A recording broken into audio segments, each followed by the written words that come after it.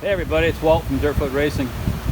Fans are blowing, so you can hear some background noise probably too because it's warm today. But here's the mount for the Lawnboy Minibike engine swap going on here.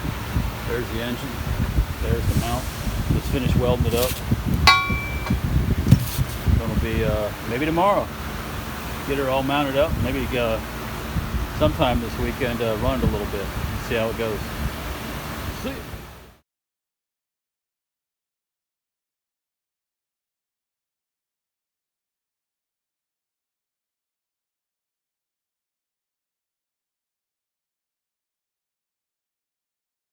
Hey everybody, it's Walt, Dirtfoot Racing here. Just wanted to show everybody what progress that I've made today on the Lawnboy 2-cycle mini bike engine swap build conversion.